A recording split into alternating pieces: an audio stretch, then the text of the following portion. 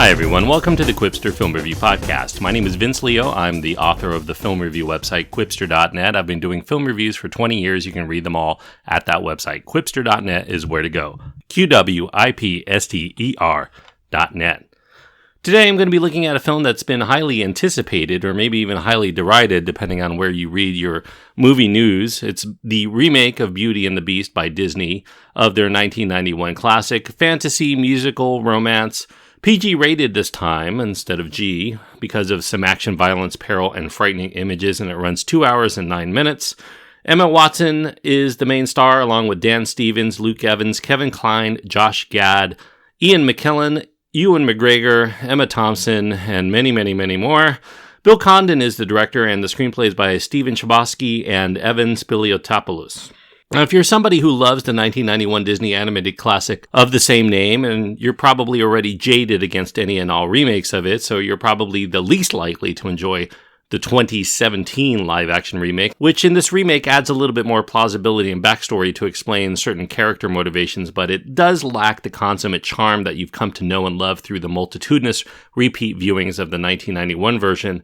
The plot of this film is identical. There are many of the same songs, the same lines of dialogue, even the same shots, even though this one is done in live action form. So it's practically impossible to not draw comparisons and take this remake of Beauty and the Beast in its own terms.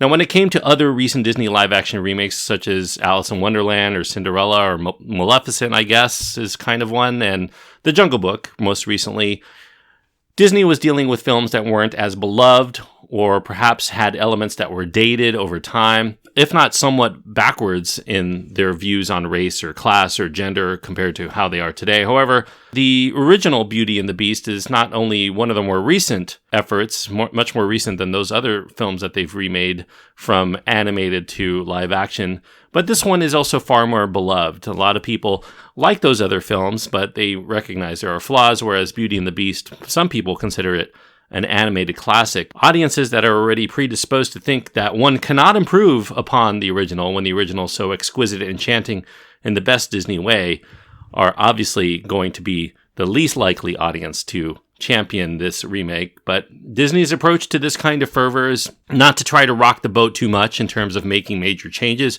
Sure, there's this pre-release hype that's been surrounding this film with the first openly gay character found in a Disney film, but anyone who watches this movie will probably think that it's Much Ado About Nothing, and those who go into it without even knowledge of that controversy, they may not even catch wind of it. That's how subtle it is. However, at least for the first hour, it plays pretty much like the original, with a few exceptions here and there, at least until it begins to approach its second and third acts, where there's new songs and some new dynamics that are introduced to shore up the depth of the romance and also to develop more of a tragic backdrop to the eventual plot where Beast and Belle have to fight for life and fight for love as well. Now, the story, for those who have yet to see the 1991 film, involves, of course, a lovely and fiercely independent girl named Belle who lives with her widower, inventor father in a small provincial French village. She'd rather pursue her own path, which brings consternation to the local narcissistic he-man, Gaston, who intends to marry Belle because she's the prettiest girl in town, which, according to him, makes her the best. After Maurice, her father, gets lost in the thick and ominous woods, Belle goes out to find him and discovers his whereabouts in a secluded castle run by the Beast, who has her father imprisoned for petty theft, and with whom Belle eventually swaps places with in captivity. The castle is enchanted, though, as evidenced by the fact that most of the household objects speak and talk. They're the victims of a curse that's brought upon the Beast when he was in his original human form by a sorceress who found him most unkind, and therefore he suffered the punishment. Beast and company may return to their former selves, but only if the Beast finds a love that loves him in return, and Belle may be the last option left before the curse becomes permanent, when the last petal falls off of this enchanted rose. Now, retaining credibility somewhat is the fact that Alan Menken here is returning to provide the score for this remake as well, though I don't think that any of the renditions are as delightful as the original, even when they emerge as delightful in and of themselves. While it's a good decision to keep the best things about the animated features production on board, the fact that it does them in pretty much the same manner, both musically and in terms of the shot compositions. It makes it feel like a redundant effort instead of a really inspired one. So at least that's the case until the new songs are performed, which are well done. And Yet the film's dark tone doesn't really allow for the same feeling of exuberance as that which was captured in the 1991 release. The set design is very garish and baroque, and there's plenty of ornate detail in the production and the costume design all around. Maybe it's a little too busy because the amount of detail within each anthropomorphized knick-knack loses some of the appealing traits of the simple designs that brought out more of the personality and the allure within the animated originals. In fact, most of those enchanted household pieces look like relics from a horror movie sometimes than one from a revered family-friendly property.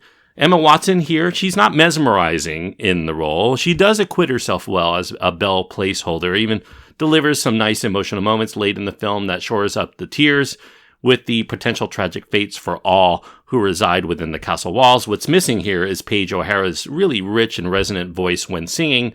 Watson can carry a tune, but the performance lacks the kind of distinction that makes the one from the original film a particular delight. As for the rest, 6-foot-tall Evans is certainly hunky and can carry a tune, but he's far from the size of a barge as Gaston was in the first film. He quickly disappears into the crowd at the pub where they all sing the praises of the epitome of this male specimen, and he's kind of puny when compared to the massive bulk of the performance-captured CGI character, at least facially, of the Beast, who suffers from the kind of dead eyes that haven't really been this obvious in films since the early days of the process, back when Robert Zemeckis was really toying with it.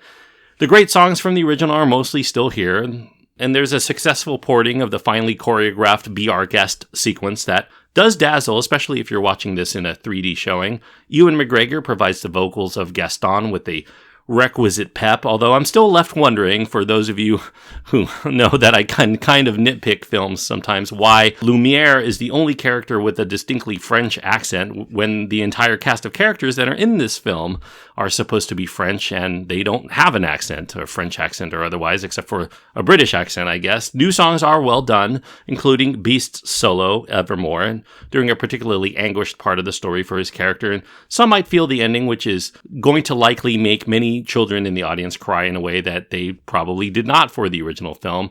Maybe going a little bit too far into the dark territory for their taste. Perhaps it will be for some, but I can attest that at the screening that I went to, that while I did hear a few sobs in the audience for the fate of the castle staff, no one really mentioned any issue with where the story went as they exited the theater. They seemed pretty jubilant at the experience of watching this remake of Beauty and the Beast.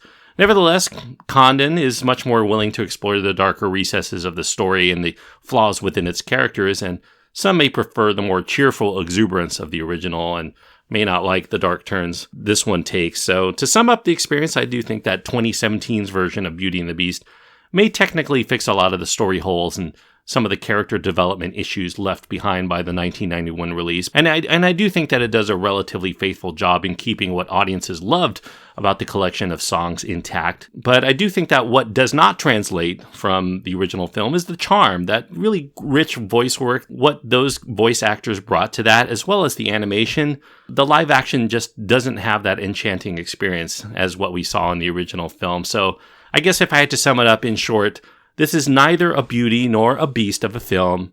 This is really a remake that you can like, but I think that's mostly because it's a reminder of what you loved in the animated original. I'm going to give, as far as a grade, it's kind of a borderline call for me. I could give it 3 or 3.5. It's right on the borderline, and as some of you long-term listeners know, that when I have a borderline call, I usually give it the lower of the two ratings on a first-time watch. If I watch it again and it resides there again, I might kick it up to a higher rating. But for right now, it's going to get 3 stars out of 4. 3 stars on my scale means that I do recommend it, with some reservations for people who may have lofty expectations for this remake, that either it's going to be as good as the original film, which you're probably not going to think that, or that it's going to be sufficiently different that it should entertain in a different kind of way. It is not. It is very much a remake of the first film in a lot of ways, with some enhancements here and there, and some detractions here and there as well. So 3 stars out of 4 for 2017's Beauty and the Beast. Thanks everyone for listening. I hope that you enjoyed this review. I'd like to hear what you think about this remake. You can write to me. You can find my contact information at my website, quipster.net, QWIPSTER.net, where you can also find links to my Twitter feed and Facebook page. If you like the reviews that I do here, I also encourage you to help me out in 2 different ways. And Each one of them is a great help to me. One is to go to patreon.com/Quipster and leave a donation, or you can go to iTunes and leave a review and let other people know that this is a show worth checking out.